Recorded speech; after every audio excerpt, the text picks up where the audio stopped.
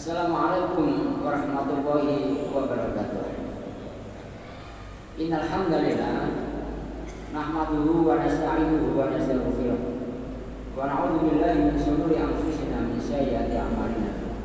May yahdihillahu fala mudilla lahu wa may yudlil fala hadiya lahu. Asyhadu an la ilaha illallah wahdahu la syarika lahu wa asyhadu anna Muhammadan abduhu wa rasuluh la nabiyya ba'dahu. Wa qala Allah ta'ala fi kitabihil karim, a'udzu billahi minasyaitonir rajim. Ya ayyuhalladzina amanu taqullaha haqqa tuqatih wa la tamutunna illa wa antum muslimun. Ya ayyuhan nasu taqu rabbakum alladzi khalaqakum min nafsin wahidah wa khalaqa minha zawjaha wa bassa minhuma rijalan katsiran wa nisaa'a wattaqullaha alladzi tasaaluna bihi wal arham innallaha kana 'alaykum raqiba. Ya ayyuhalladzina amanu taqullaha wa qulu qawlan sadida yuslih lakum a'malakum wa yaghfir lakum dhunubakum wa may yuti'illaha wa rasulahu faqad faza fawzan 'azima. Rabbi ishrah li sadri wa yassir li amri wahlul 'uqdatam min lisani yafqahu qawli. Para jamaah rahimakumullah, seperti biasa kajian kita Sabtu pada subuh ini adalah Al-Minhaj Syarah Sahih Muslim karya Imam Nawawi. Sekarang halaman 107, masih pada Kitabul Wudu, hadis yang ke 106. Para jamaah rahimakumullah, pada pertemuan yang lalu sudah kita bahas terkait tentang anjuran untuk membersihkan tangan setelah bangun tidur sebelum dimasukkan ke bejana, karena bisa jadi tangan kita itu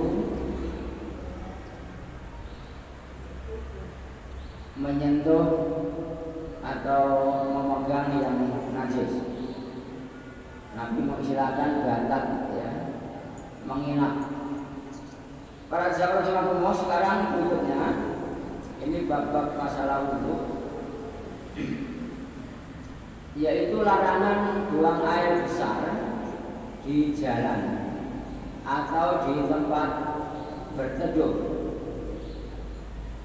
Saya bacakan hadisnya. An Abi Hurairah, dari Abu Hurairah, semoga Allah meridhoinya, anna Rasulullah sallallahu alaihi wasallam, bahwa Rasul sallallahu alaihi wasallam qala bersabda, ittaqul la'anain, takutlah kalian kepada dua hal yang menyebabkan datangnya laknat. Qalu, para sahabat bertanya, wa mal la'anan ya Rasulullah, apa dua hal yang menyebabkan datangnya laknat itu? Apa dua hal itu wahai Rasulullah? Qala, Rasul menjawab, yaitu alladzi yatakhalla fi tariqin nas, orang yang buang air besar di jalanan umum, au fi dhillihim, atau di tempat yang mereka gunakan untuk berteduh. Para jamaah rahimakumullah, ini hadis-hadis terkait tentang adab, ya, terkait tentang hal-hal yang perlu diperhatikan, yang nampaknya remeh tapi bagi kita ini menjadi penting untuk diperhatikan. Di hadis ini ada dua hal yang mendatangkan laknat, yaitu mendatangkan dosa, begitu. Yang pertama yaitu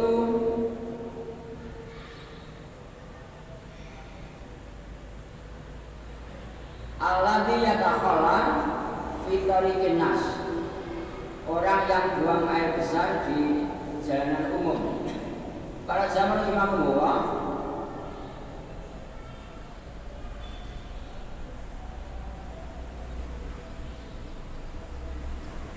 jadi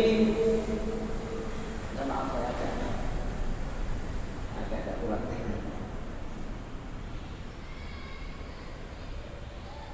Jadi yang dilarang ini di jalanan umum.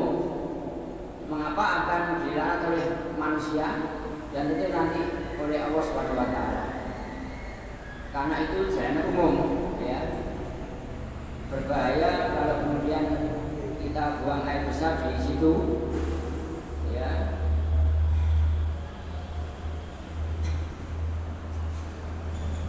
Yang kedua, aufi bilihim, atau tempat yang digunakan untuk berteduh, di mana di situ banyak orang yang akan duduk di situ. Kok ternyata kemudian ada kotoran yang kita buang di sini, maka tentu ini membahayakan, ya, menimbulkan bau, kemudian dapat mengotorinya. Para sahabat Rasulullah, Nabi sendiri itu suka kalau pada waktu membuang hajatnya itu di bawah pohon kurma, ya, di bawah pohon kurma dan di tempat yang agak jauh begitu. Maka saya langsung saja, maka yang meringkas kita ini, pembahasan berikutnya adalah tabir, ya, tabir tempat buang hajat. Jadi kita mengikuti ringkasan ini karena memang yang meringkas ini sudah hafal hadisnya dan mengerti begitu, maka beliau langsung melompat. Mestinya kan ini hadis yang ke 156, ya. Ternyata kemudian langsung 184. Itu kalau kita di kitab aslinya di judulnya hampir selesai, ya, di bab terakhir. Saya mencarinya beberapa hari baru ketemu.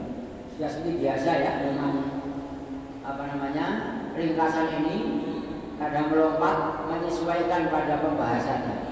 Ternyata hadis kedua itu tentang tabir tempat buang hajat, karena memang hadis yang kita baca tadi itu adalah larangan pada dua tempat itu, ya. Nah, kalau ada tabirnya maka bagaimana? Mari kita baca hadis berikutnya.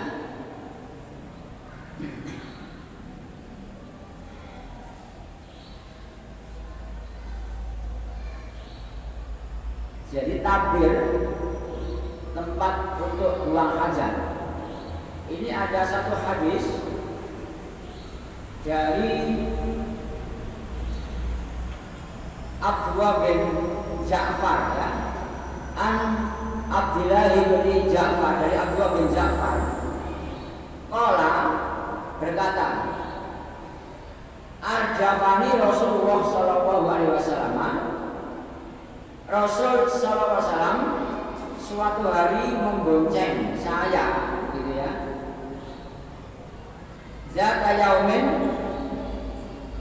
jadi ajafani Rasul sallallahu, Rasul membonceng saya zata yaumin pada suatu hari, khalfahu di belakang. Jadi Rasul itu sering dengan beberapa sahabat itu beliau membonceng. Dia pakai kendaraan, maksudnya kendaraannya ya kadang kuda, kadang onta, gitu, ya. Dia membonceng. Begitulah dekatnya Nabi kepada para sahabat, ya, luar biasa, beliau. Nah, kemudian ketika beliau membonceng Abdullah bin Ja'far ini, lalu beliau mengatakan, fa'asara ilayya hadisan. Beliau menyampaikan suatu rahasia. La uhadisu bihi ahadan minan nas, yang tidak saya beritahukan kepada orang lain. Jadi ini dapat satu hadis yang enggak diceritakan oleh orang lain, tapi kemudian ternyata ada hadis yang berarti disampaikan juga kepada yang lain, gitu, ya. Wa kana ahadu mastatara bi Rasulullah sallallahu. Apa itu? Suatu penghalang yang lebih disukai oleh Rasulullah sallallahu ketika buang hajat.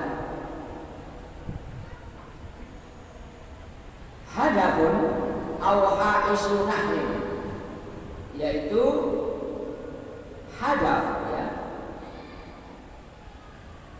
Hadaf ya, bahasanya hadaf. Hadaf itu gundukan pasir. Au haisunah halim, atau kebun kurma ya, kebun kurma. Pada zaman Imam Bukhari, Nabi ketika buang hajat itu beliau menjauh dari keramaian, kemudian beliau suka begitu kepada dua tempat, yaitu gundukan pasir, karena memang tidak ada dulu seperti kita ini. Kalau WC kita kan ada tempatnya, zaman dulu kan tidak ada, maka kemudian Nabi menjauh ya, di gundukan pasir tidak kelihatan. Kemudian juga Nabi suka ya di kebun kurma. Ya tentu di situ berbeda dengan hadis yang pertama tadi itu, di tempat yang berteduh, ya ini tidak untuk berteduh di situ ya. Ya, kebun kurma ini. Pada zaman Imam Bukhari, jadi hadis ini disampaikan nyambung ya, nyambung dengan hadis yang tadi saya bacakan. Mestinya itu nanti masih jauh sekali pembahasannya, tapi oleh pengarang yaitu yang meringkas ini dimasukkan ya pada bab tersebut. Pada zaman Imam Bukhari, jadi hadis ini menunjukkan atas disunahkannya menggunakan penghalang atau dinding ketika buang hajat, baik dengan gundukan tanah, begitu maksudnya, atau pepohonan dan lain sebagainya. Pada intinya kata Imam Nawawi dalam kitab kita ini, ketika dia hendak buang air besar atau kecil harus menjauh dari pandangan manusia. Jadi ini adalah sunnah muakkadah, kita harus menjauh di sini. Para zaman Imam Bukhari, karena sekarang kita ini sudah ada tempat toilet begitu, maka itu sudah aman, ya sudah aman. Dan menghadapnya, kalau tidak ada toiletnya, tidak ada penghalangnya begitu, ya tentu jangan sampai menghadap ke kiblat. Nah sekarang persoalannya bagaimana kalau di toilet ya, yang tertutup itu, maka sebaik-baiknya tentu tidak menghadap ke kiblat. Ya, walaupun ada toiletnya, ada tempatnya gitu ya, kita menjaga. Jadi seperti ini oleh agama diatur ya, diatur sedetail mungkin. Pada zaman Imam Bukhari, walaupun urusan kiblat dalam sholat itu kita berusaha untuk ketika sholat itu menghadap kepada kiblat. Ada yang memang satroh itu arah kiblat. Dan Bapak Ustaz, saya ada 20 tahun sampai sekarang ini belajar tentang masalah arah kiblat, termasuk ketika masalah hisab dan ru'yat. Jadi saya tahu agak detail begitu, berusaha untuk mengarahkan ke arah kiblat. Nanti misalnya pada waktu kita ru'yat untuk awal Syawal, maka kami hitung posisi bulan di mana begitu ya, mengkurap atau melumah begitu, posisinya di kanan atau di kiri itu ada semua. Ya. Maka kalau misalnya bulannya itu ada di kanan sana misalnya, terus melumah begini misalnya, kok ada orang yang bersumpah demi Allah saya lihat bulan di mana di sana, ya begitu ya, mengkurap nggak diterima, sumpah ini saya nggak diterima, karena posisi bulan di sana ya, dan melumah itu ada ilmunya. Sumpah demi Allah di sana itu di bulan ini Pak. Gitu. Ya. Nah ini jadi ilmu hisab itu ya, itu memang harus beriringan dengan ilmu ru'yat. Ya, ilmu ru'yat. Nanti kemungkinan ya bocoran halusnya kemungkinan berbeda itu ada ya. Ini bocoran halus ya. Tapi karena nanti di Aceh itu sudah 2 derajat di Aceh ya. Maka kemungkinan ada yang bisa melihat di Aceh. Walaupun negara kita, 4 negara itu Mabim ya, Malaysia, Manya Malaysia, B-nya Brunei, I-nya Indonesia, Mabim ya, kemudian Singapura ya, 4 negara itu sepakat bahwa mata ini yang bisa melihat itu harus 3 derajat. Itu kesepakatan 4 negara, 3 derajat. Dan nanti ini 2 derajat. 2 derajat. Biasanya kalau 2 derajat itu di Aceh bisa melihat, di Cakung, ya, Cakung itu pinter mereka. Tiap bulan itu melihat di Cakung itu tiap bulan. Tidak hanya awal puasa, awal hari raya dan kemudian mereka tiap bulan. Jadi pinter ya, di Cakung itu. Bisa pakai alat teropong gitu ya, juga pakai mata ini, termasuk di Gresik itu di Bukit Condro Brio. Saya beberapa kali ke Gresik di situ dan kita ada alatnya astrofotografi 200 juta itu bisa melihat bulan di siang hari jam 2 itu ketok bulan, tak delok langsung pakai alat itu jam 2 ketok itu habis duhur, itu namanya alat astrofotografi ya. Itu perkembangan, mudah-mudahan nanti ada yang melihat dan bersama-sama, mudah-mudahan. Tapi karena 2 derajat dan elevasinya memang tidak memenuhi, kemungkinan ditolak, kemungkinan belum ditolak. Mudah-mudahan kita berdoa kepada Allah, semoga nanti ada yang baik dan diterima. Saya kebetulan nanti insya Allah akan memimpin untuk rukyat di Pondok Dalwah ya, di tingkat 12 itu. Saya ditunjuk untuk memimpin. Ya tentu nanti seperti itu prakteknya, kita akan panggil satu-satu dari Pondok Sudiri, dari NU, Muhammadiyah, dari ITS, yang hadir lah ya. Dan resmi itu kita akan suruh melihat teropongnya di sini, kita kasih gawangnya, tentang lokasi di sana lihatnya. Jadi tidak boleh kemana-mana. Di sana lihatnya Pak Yai, terus Miko, ya di sana tidak melihat Pak, tidak lihat apa dia. Ya seperti itu teorinya ya. Para sahabat Imam Muhammadiyah karena tahun ini memakai KHBD kalender Hijriah global tunggal yang lompatannya memang agak cepat begitu Muhammadiyah. Tetapi bukan hanya Muhammadiyah, tapi ada 60 negara sebenarnya. Jadi di Turki ya, pertemuan 60 negara di Turki itu sepakat bahwa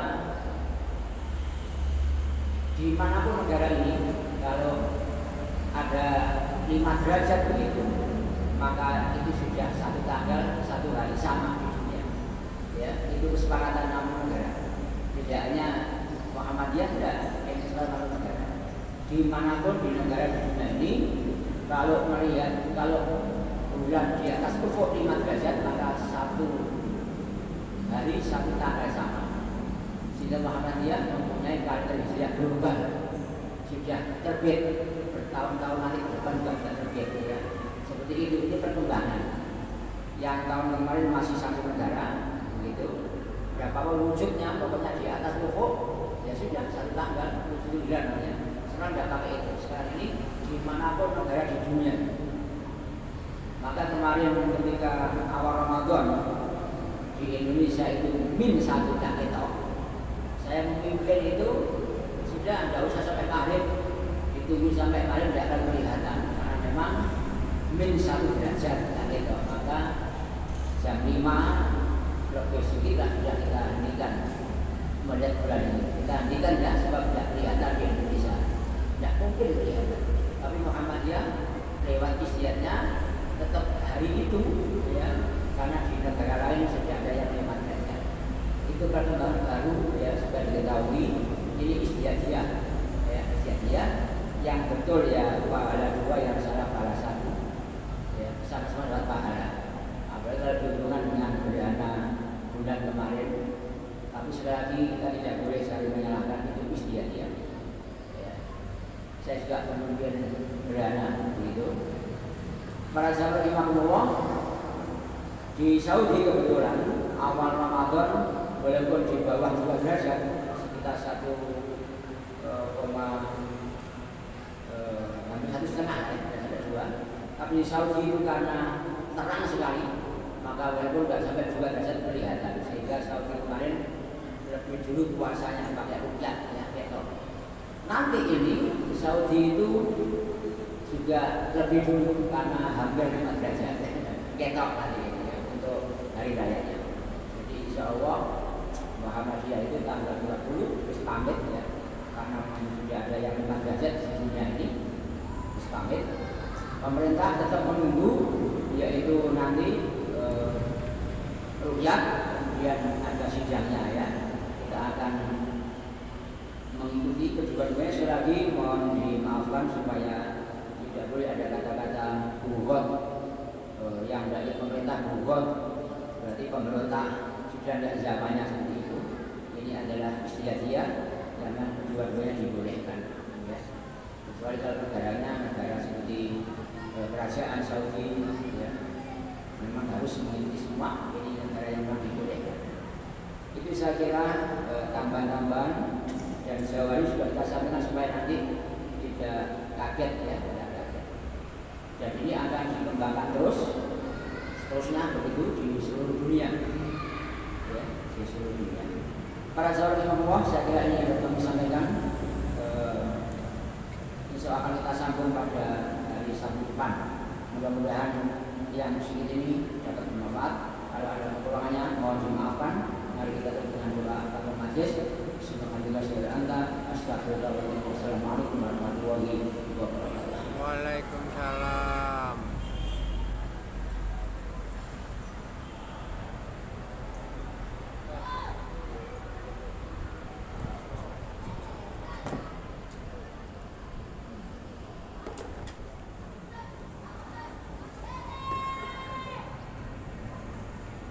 Thank you.